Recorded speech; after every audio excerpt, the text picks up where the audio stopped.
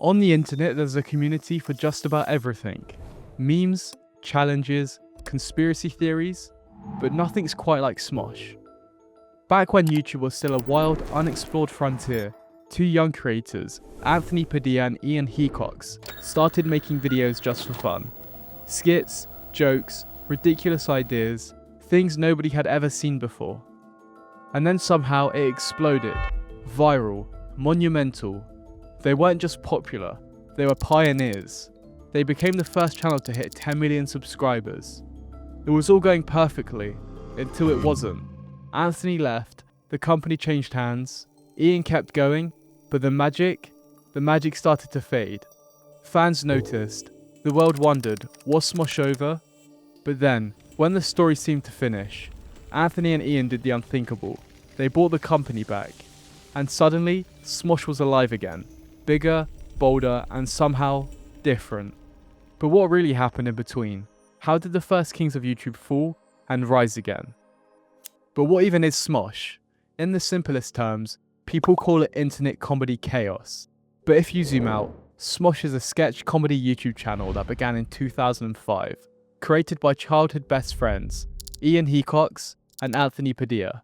Before YouTube even had a trending page, the duo was uploading lip-sync videos and parody skits of shows like Mortal Kombat and Power Rangers. It was loud, messy, and unpolished, yet that was exactly the charm. That chaotic energy didn't stay small for long. Over time, Smosh grew into a full-blown comedy empire. They added new cast members, launched spin-off channels, and even made feature-length films. The sketches got slicker, the jokes faster, and their audience larger. But through it all, the heart of Smosh stayed the same. Weird, loud, unapologetically internet humour, made by two friends who just got it, way before anyone else could understand what the algorithm could do. And that brings us to the big question. What kind of content are we talking about? The main channel always revolved around short-form sketch comedy, loud, absurd, and over the top in ways that somehow felt both ridiculous and painfully relatable.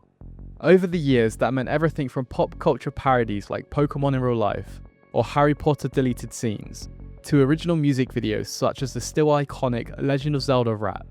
They even cooked up fake commercials such as Beef and Go and the legendary Every Blank Ever series, which basically turned internet logistics into pure chaotic theatre. Those sketches didn't just rack up views, they became milestones for early YouTube. Beef and Go pulled over 100 million clicks with its bizarre meat stick obsessions. Gamers kept returning to the ultimate Assassin's Creed 3 song, pushing it past 62 million views. And the Legend of Zelda rap gave nerdcore its mainstream moment with 56 million views. Harry Potter deleted scenes scored 46 million with its unpolished wizarding humour. And Pokemon in Real Life, a mix of nostalgia and secondhand cringe, still sits at 44 million views. But Smosh was never content to stop there. The sketches were the foundation, sure, but soon they were building entire worlds around them. Side channels started popping up. Smosh Pit brought in behind-the-scene chaos, challenges, and group games. Smosh games let the cast loose on multiplayer mayhem. Smoshcast pulled back the curtain with personal stories and unfiltered conversations. And Smosh Reads Reddit Stories gave us dramatic internet theatre, where the cast reactions were often funnier than the threads themselves. That expansion shaped the voice of Smosh, their humour always balanced on a curious line, a dumb part or a brilliant part. Everyday frustrations like bad customer service, awkward dates, or clueless teachers became the fuel for absurd sketches that felt both exaggerated and painfully real. If Saturday Night Live was the uncle making clever quips at the dinner table, Smosh was the cousin duct taping a banana to the wall and calling it art. And somehow, that mix of ridiculous and sharp struck the exact tone the internet craved. It also explained why their audience kept evolving with them. At first, Smosh was the go-to channel for MySpace kids and early YouTube diehards, a badge of honour for being in on the joke before the adults even knew what YouTube was. But as the years rolled on, those kids grew up, and instead of leaving Smosh behind, they carried it with them. Now, the channel reaches high schoolers searching for something fun after class, and the adults chasing the rush of nostalgia from jokes they once quoted in middle school. That loyalty mattered because Smosh wasn't just about sketches. Behind the comedy was a full timeline of twists that could rival any internet drama. We know that it all began in 2005 with Anthony and Ian lip-singing the Pokemon theme song, a silly upload that suddenly made them YouTube first stars. 6 years later, the brand was bought by Alloy Digital, later known as Defy Media, and Smosh expanded faster than ever. More shows, more faces, more reach. But the growth came with trade-offs.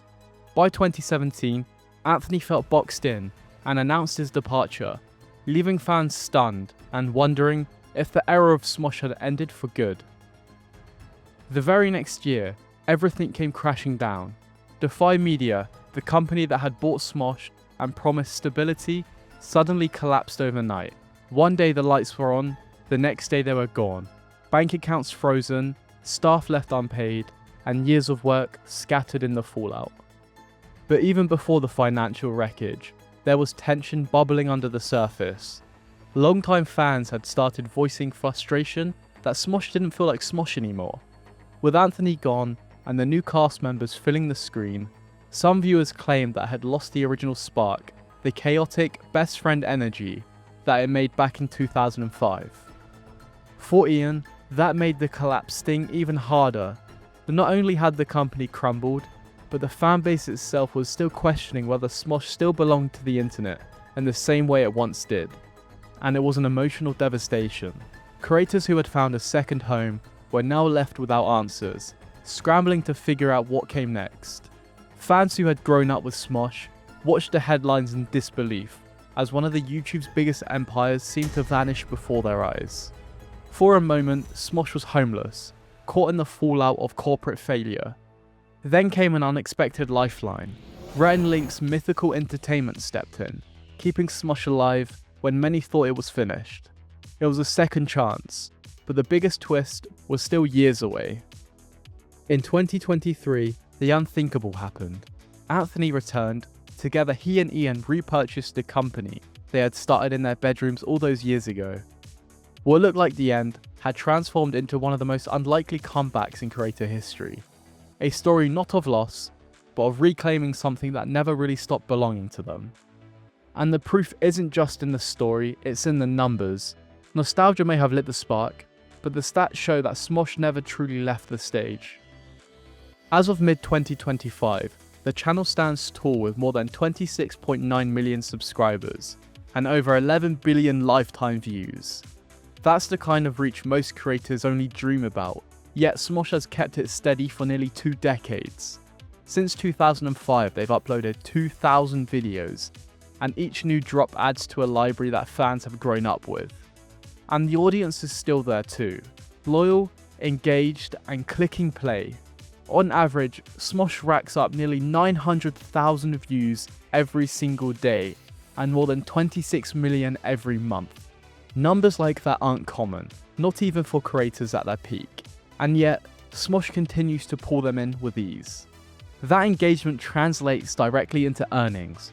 While the exact figures vary, reports estimate their monthly revenue is anywhere from $6,700 to over $100,000, with annual totals climbing past $1 million just from YouTube itself. Add in brand deals, merch, and live events, and the scale of their influence becomes even clearer. Their place in YouTube history is undeniable, ranked 233rd in subscribers worldwide and 292nd in total views, and holding a top 100 spot in the US. They remain a fixture in the comedy category, 26th overall, and beyond the stats, the milestones speak louder, 3 separate times. In 2006, 2008, and 2013, Smosh held the crown as the most subscribed channel on the platform. Those numbers aren't just bragging rights. They are reminders of the impact Smosh has had on internet culture. Their parodies, sketches, and game-inspired music videos didn't just entertain, they stuck, pulling in tens of millions of views and cementing themselves as classics. Videos like Beef and Go now sit above 100 million views, a symbol of just how deeply Smosh carved itself into YouTube's DNA. And through it all, They've managed to do something rare, staying relevant without chasing trends. Where others fight to go viral, Smosh has built something stronger: consistency. And well, it's also the kind that lasts.